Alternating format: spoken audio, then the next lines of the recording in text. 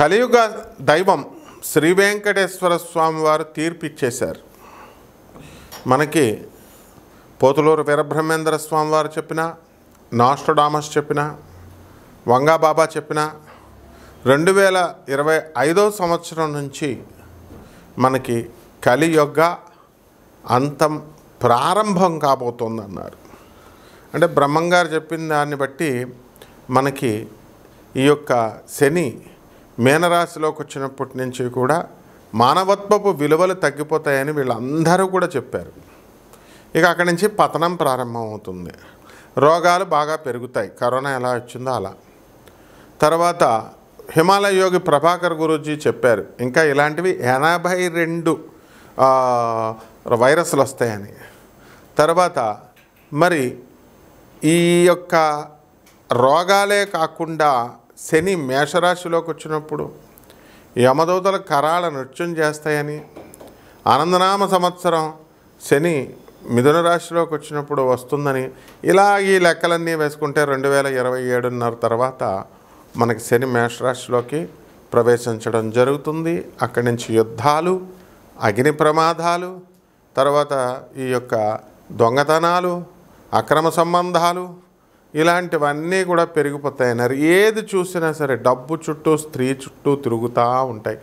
మానవత్వ విలువలు దిగజారిపోతూ ఉంటాయి. ఇప్పుడు మనం ఉదాహరణ చెప్పచ్చు. అఘోరి వర్షిణి వెళ్ళిపోయారు ఈ యొక్క షష్టగ్రహ కూటమి వచ్చిన తర్వాతే. మళ్ళీ ఎవరింటికి వాళ్ళు వచ్చేసారనుకోండి, ఆయన జైలుకి వెళ్ళిపోయాడు. మరి అలాగే డబ్బు కోసం, అహంకారం కోసం, మతోన్మాదం, ఉగ్రవాదం కోసం పహల్గాం దాడులు ఇవన్నీ కూడా జరిగినాయి. ఇవన్నీ ఎందుకు? మానవత్వపు విలువలు 2025 నుంచి దిగజారిపోతాయని. కల్కి పుట్టేశాడు.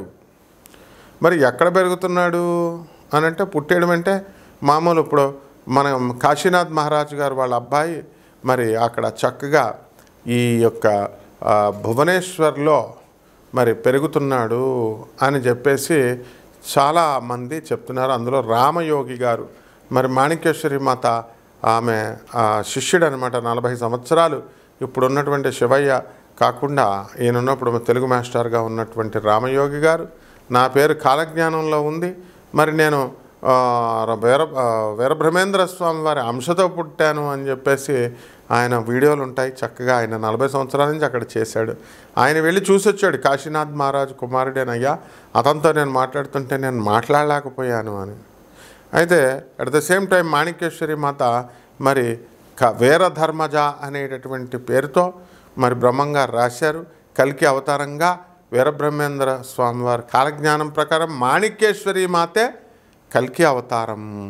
ఇవి మాణిక్యేశ్వరి మాత కాదు అని అనడానికి ఎవరికి అంత దమ్ములు లేవు, సీనులు లేవు. మీ అందరికీ కూడా ఎవరికీ ఉండవు అనమాట. ఎందుకంటే మాణిక్యేశ్వరి మాత జగజ్జనని. ఆమె లక్షలాది మంది భక్తులు వచ్చారు. 5వ క్లాసు 2వ క్లాసు చదవకపోయినా కూడా ఆమె అవధూత అని అందరూ దండం పెడతారు. ఆ తర్వాత అప్పుడు ఆమెను అమ్మవారుగా అందరూ కూడా కొలుస్తున్నారు. ఆశ్రమాలు ఉన్నాయి, ఇవన్నీ కూడా ఉంటాయి. అలాగే తణుకు చెమటమ్మ గుడి కట్టారు. రస్కుల ఫ్యాక్టరీ వాళ్ళు ఆమె ఆ దేవాలయాన్ని కట్టారు. ఆ అమ్మని సేవ చేసుకుంటే నీకు బ్రహ్మాండంగా నువ్వు పైకి వస్తావని చెప్తే వెళ్ళి ఆమెకు సేవ చేసుకున్నాడు. ఇలా రకరకాలుగా మనకి అవధూతలు వచ్చారు. మరి ఇప్పుడున్నటువంటి కాలజ్ఞానం గురించి చెప్పేటప్పుడు కాలజ్ఞానానికి మీకు ఎక్కడో ఎంత లాస్ట్ ఎక్కడా చెప్పబడలేదు అని ఒక్కొక్కడు ఒక్కొక్క సలహాలు ఇచ్చేస్తారు. ఏదో పండితులు వీళ్ళంతా చాగంటి కోటేశ్వరరావులాగా, గరికపాటి నరసింహారావులాగా. మరి వీళ్ళంతా కూడా ఏమిట్రా బాబు అని అంటే నోరు మూసుకొని వినండిరా అంటే మహాజ్ఞానులు అయిపోదామని చూస్తారు వీళ్ళంతా. మరి ఎట్టి పరిస్థితుల్లో కూడా కలికి ఒక వెధవ పెడతాడు. వెంకటేశ్వర ఈయన చూసిన ఈయన చెప్పేది వినాలో నవ్వాలో. అరే బాడుకో, ఏమి నవ్వుతావురా స్టూపిడ్ ఫెలో, ప్రొఫెసర్ చెప్తే నవ్వడమేంట్రా, తోలు తీసేస్తాను వెధవ. దశావతారాలు వెంకటేశ్వర స్వామి కలికి అవతారంగా మారాడని చెప్తున్నాడు ఈయన అంటే, ఒరే లుచ్చా, శ్రీరామచంద్ర ప్రభువు నువ్వు చూసావురా? ఇప్పుడు చెప్పేటటువంటి చాగంటి కోటేశ్వరరావు గారు మా గురువులు వీళ్ళు ఎవరైనా చూసారా? ఏ స్వామీజీలు బాబాలు? నీకెందుకురా? కృష్ణుడు నువ్వు చూసావురా? బాడుకో అంటే గురువుగారు అంటే ఎలాగా మెత్తగా స్మూత్గా చెప్పాలనుకుంటున్నావా నువ్వు? నేను చెప్పేది ఒక్కొక్కడు ఒక్కొక్క అవతారం రా, గాడిద. పరశురామ అవతారాలు ఎత్తుతారు, తర్వాత ఎన్నో అంశ అవతారాలు ఉంటాయని పాపం ఆయన మనల్ని సపోర్ట్ చేస్తూ ఇంకొక ఆయన దానికి సమాధానం చెప్పారు. అరే స్టూపిడ్ ఫెడోస్, పోయే కాలం ఏంట్రా మీకు? సంకర జాతి కంచర గాడిదల్లాగా ఎందుకురా పెడతారు? మిగతా ఛానల్ వెధవలు, ఈ ఛానల్ వెధవలకి మిగతా కొన్ని ఛానల్స్ ఉన్నాయి, వాళ్ళకి అరటిపళ్ళు అమ్ముకునే వాళ్ళని, తర్వాత కూరగాయలు అమ్ముకునే వాళ్ళని, చదువు సంధ్య లేని వాళ్ళందరినీ తీసుకొచ్చి జాతకాలు చెప్పిస్తారు, పురాణాలు చెప్పిస్తారు. కంటెంట్ నిండాలి అంతే. అంతేగాని ఎవడ చదువుకున్నాడు ఎవడ చదువుకోలేదు. ఈ గాడిదల ప్రజలు కూడా కొంతమంది గాడిదలు ఉన్నారు. అలాగే ఎలాగా చక్కగా రెమెడీస్, ఏమంటే రెమెడీస్ చెప్పేసేయండి, రెమెడీస్ చెప్పేస్తే చక్కగా మేము చేసేసుకుంటాం.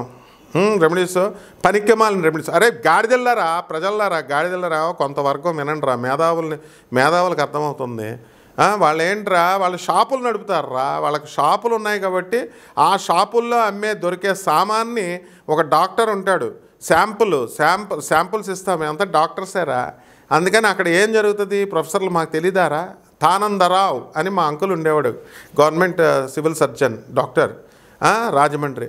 అలాగే చక్కగా తర్వాత అచ్యుత రామారావు గారు డాక్టర్ గారు, వీళ్ళంతా ఏం డిపార్ట్మెంట్ తెలుసా? వెనీరియాలజీ అండ్ డెర్మటాలజీ డిపార్ట్మెంట్. ఆ శాంపుల్స్ వస్తే ఆ శాంపుల్స్ అవి రాస్తాడు తానందరావు డాక్టర్, అందరికీ తెలుసు.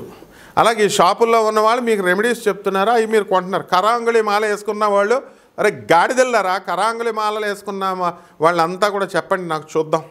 ఎంతమంది జీవితాలు బాగుపడి మీరు వేసుకున్న తర్వాత ఎంతమందికి మీకు చక్కగా ఇవన్నీ కూడా జరిగిపోయినాయి.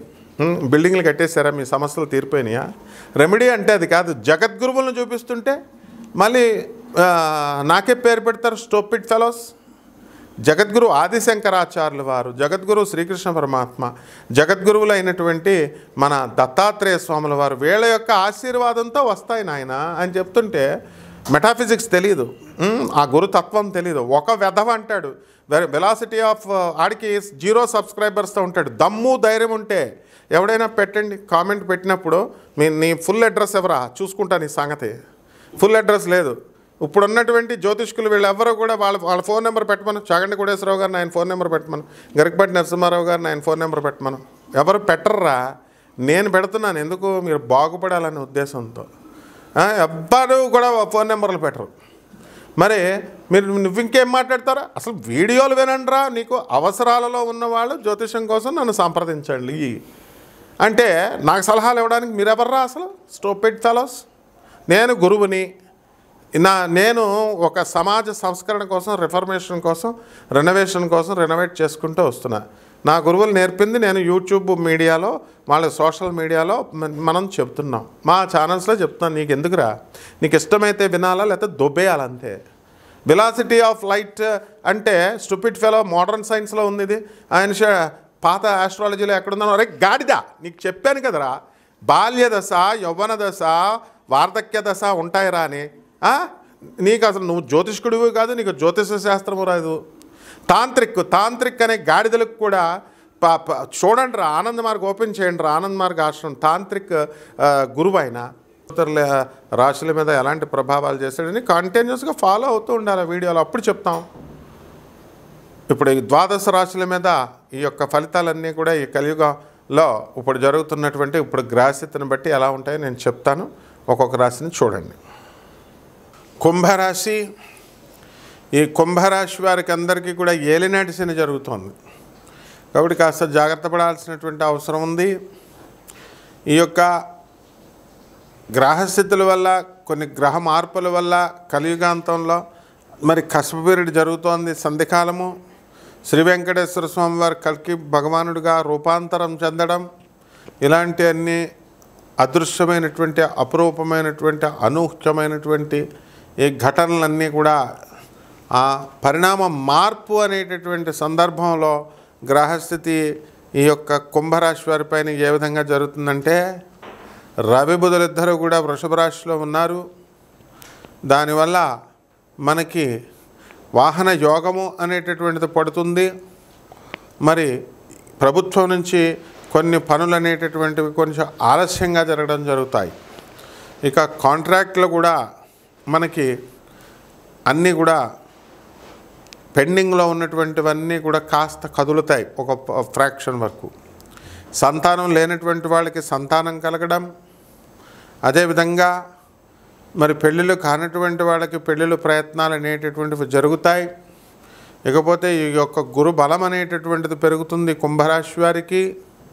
వృషభంలో ఉన్నటువంటి ఆ గురుగ్రహము మనకి మిథున రాశిలోకి రావడం అనేటటువంటిది జరుగుతుంది. ఇక ఈ యొక్క కుంభరాశి వారి పనులు లేవు అని బాధపడుతున్నటువంటి వాళ్ళందరూ కూడా మీకు పనులు రావడం అనేటటువంటివి జరుగుతాయి. ఇక డబ్బులు మాకు ఇవ్వాలండి, మాకు ఇవ్వడం లేదండి అని బాధపడేటటువంటి వాళ్ళంతా కూడా మీకు తిరిగి ఇచ్చివేయడం అనేటటువంటిది జరుగుతుంది. ఇకపోతే మీరు ఇవ్వాల్సినటువంటి అప్పులు ఏవైతే ఉన్నాయో అటువంటి అప్పులన్నీ కూడా మీరు తీర్చేయడం జరుగుతుంది. మీ నిజాయితీ, మీ లాయల్టీ, మీ ఆనెస్టీ ఇవి మాత్రమే మిమ్మల్ని పైకి తీసుకొస్తాయనేటటువంటి నగ్న సత్యాన్ని మీరు ఈ నెలలో తెలుసుకోగలుగుతారు. అదేవిధంగా బంధుమిత్రులతో వినోద కార్యక్రమాల్లో పాల్గొంటారు. ఇంకా బాగా ఉండడానికి రైతులకి పరిస్థితులు, ఇతర చిన్న చితక ఉద్యోగాలు చేస్తున్నటువంటి వాళ్ళ పరిస్థితులు కూడా మెరుగుపడతాయి. ఇంకా బాగా వృద్ధి చెందడానికి గాను కొన్ని పరిష్కారాలు చేసుకోవాల్సినటువంటి అవసరం ఉంది. చక్కగా మనకి ఏలినాటి శని జరుగుతుంది కాబట్టి శని జపం చేసుకోవాలా, శని స్తోత్రాలు చదువుకోవాలా, శనికి కిలోం పావు నల్ల నువ్వుల్ని, నల్లని వస్త్రాన్ని పేద బ్రాహ్మణులకి శనివారం నాడు ఉదయం 8 గంటలకు దానం చేసుకోవాలా. దశమహావిద్యల్లో ఒకటైనటువంటి మహాకాళి అమ్మవారి యొక్క హోమాన్ని మీ ఇళ్లల్లో జరిపించుకోవాలా. ఆ తర్వాత ఈ యొక్క బోగస్ నా కొడుకులందరినీ కూడా ఫాలో కాకుండా ఉండడం కూడా ఒక రెమెడీ అన్నమాట. ఎవరు మాణికేశ్వరి మాత చెప్తుంది, కోళ్ళను కోయకూడదు, మేకలను కోయకూడదు, జీవన హింసించకూడదు, మీలాగే కుటుంబాలు వాటికి కూడా ఉంటాయని.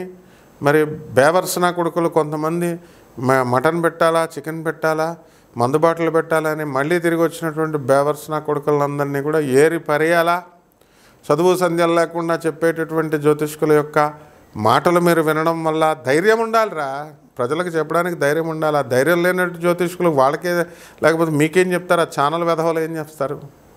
వాడు కంటెంట్ నిండాలి కాబట్టి ఏదో ఎవడదో ఒకడదో పనికి మళ్ళీ వాళ్ళందరికీ కూడా పెట్టడం జరుగుతుంది. ఇలాంటి అశాస్త్రీయమైనటువంటి అవైదికమైనటువంటి వినడం ద్వారా కూడా మీ జాతకం నెగిటివ్ వైబ్స్ వచ్చి కిందకి పడిపోవడానికి కూడా అవకాశాలు ఉంటాయి. ఇది కూడా ఒక రెమెడీ.